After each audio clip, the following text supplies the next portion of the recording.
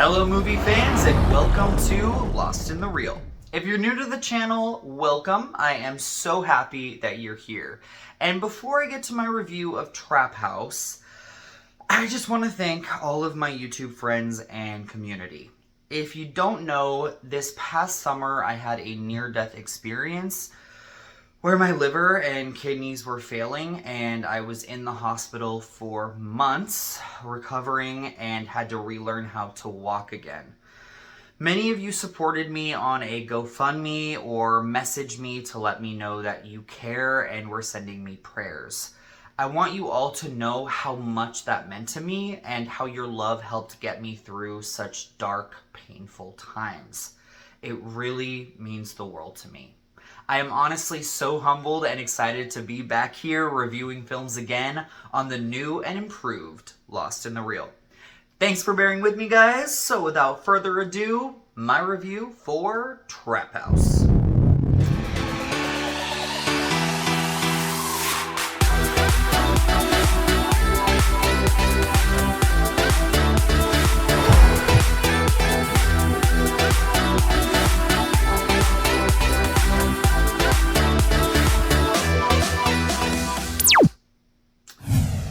Bautista's new B action flick Trap House would easily win the award for most ridiculous plot of 2025. This is fucking ridiculous.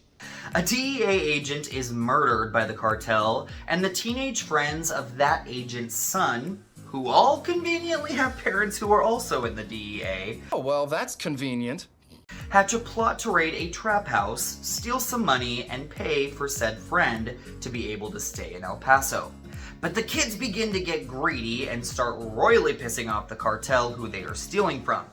This leads to a cat and mouse game between the bloodthirsty cartel, these idiotic kids who are in way over their heads, and their DEA parents.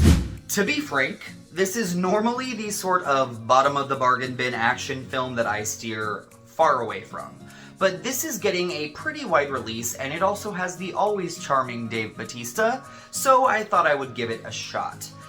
And I have to report that I was pleasantly surprised by how much I enjoyed Trap House. By no means is this film reinventing the wheel, and I also don't think you need to run out and see this on opening weekend or anything like that. But it's far better than almost any action flick Netflix churns out on their streaming service. So even though that's not saying much, it is saying that it's mildly worth your time. The cast is able to sell this premise well. While some of the dialogue between the teenagers is a bit cringy, once the introductions are out of the way, all of the young performers service their roles decently. Jack Champion, who plays Spider in the Avatar films, proves he has movie star charisma as our lead character Cody. Unfortunately, none of the other young characters stand out much, but the performers are good enough to not be annoying or waste space. Basically, they're merely just window dressing while Jack Champion and Dave Bautista do their thing. It is Bautista who gives this film real weight though. Honestly, a weight that it might not even deserve. The way the ex-wrestler is able to convey emotion with just his eyes is magnificent to watch. The film has some very dark and somber moments, and Bautista is able to navigate all of those moments with a raw intensity that lights up the screen. Speaking of those dark and somber moments, I was really surprised with how emotional Trap House got. It deals with the loss of parents and how difficult it is for parents to let their kids go. It's in these scenes when the movie grounds itself in reality and we see the perspective from both sides that it actually shines. It refuses to just be some dumb, low-budget action flick, even though it ultimately sort of ends up that way. But it's admirable that the movie tries to be something a bit different from the norm. You have to give it credit for that. I definitely have my issues with Trap House though. The film takes itself far too seriously, with very few moments of levity. Injecting some more humor into the proceedings, especially with such a bonkers premise, would have made this a much more entertaining watch.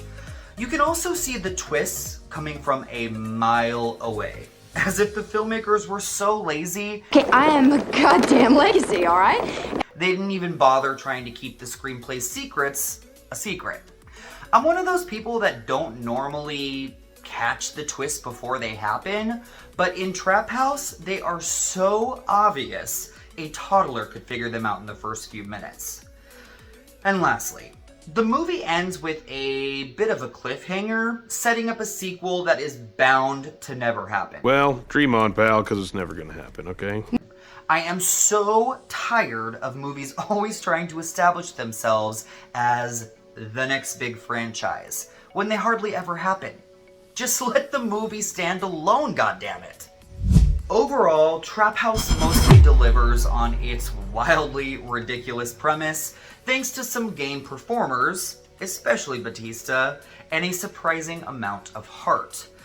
Although, if the filmmakers had found a better balance of the dark, serious elements with some humor and fun, this would have been a whole lot better. Don't worry about checking this one out in theaters. Go see Predator Badlands instead if you haven't already, and then check this one out once it hits streaming. Thank you so much for watching Lost in the Reel. What are your thoughts on Trap House? Share what your favorite Dave Bautista film is in the comment section down below. And until next time, my friends, take care and please, please, please support the movie theaters.